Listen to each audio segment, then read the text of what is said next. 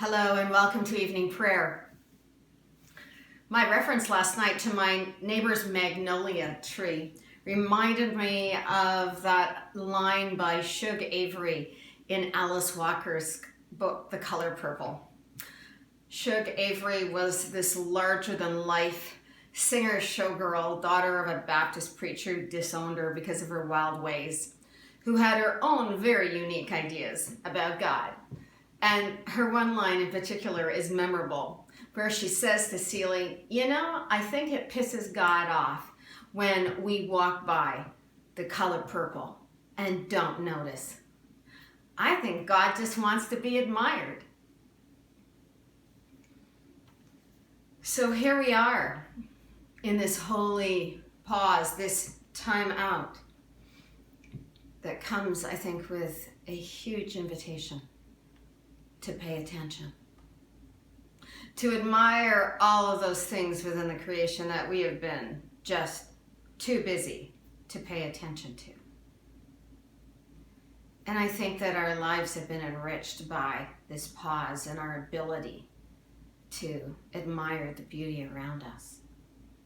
Yet at the same time, I recognize in myself as well this other path of anxiety. And this sense that I think is part of the Western culture that, we've got to get it right. We've got to get it right. We've got to learn the right computer program. We've got to be able to adapt like this. We've got to be able to turn this around. We've got to take control. And it just really serves in total antithesis to that. Wait a minute. Can we not just take some time here? Can we take some time? Because maybe there's a better way. And maybe it isn't going to just happen all at once. And it reminds me very much of that other wisdom teacher who, when he taught, also referred to things in the natural world. And in his particular line where he said, consider the lilies of the field. Like they're not losing any sleep here, like all you are. They aren't worried about whether the rains are going to fall or the sun's going to rise the next day and give them the heat and the light that they need. So why are you trying so hard? Because most of this stuff is out of your control. So I think those are interesting paths that we find ourselves on every day. The time to be amazed by the things that so often go unnoticed. And yet at the same time, this latent anxiety that is constantly rising, insisting that we get it right.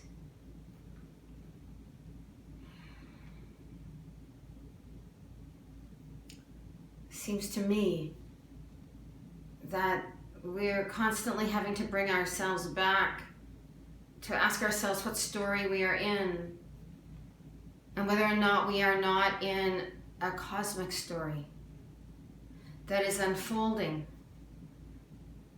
in a way that is intended for our deepest healing, and how we work with that story and move with that story and trust something that is at the heart of that story. Like the lilies of the field. Just letting ourselves move with the wind as it blows.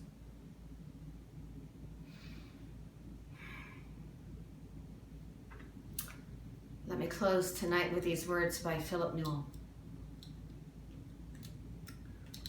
At the ending of the day, in the quiet of the hours, at the interplay of light and dark, we wait with the earth as it rests, that we may give thanks for darkness, that we may be open to night's senses, that we may remember the ground from which we come and know you as presence in the mystery, as evening breeze in our soul, as everlasting strength in earth's body. At the ending of the day we wait, that we may know you as lover of the night, as lover of the night. As we prepare to put this day to bed, good friends,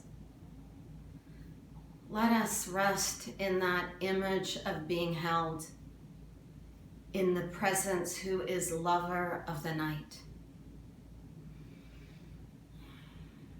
And let us take a break from our anxiety and our need to know and need to control.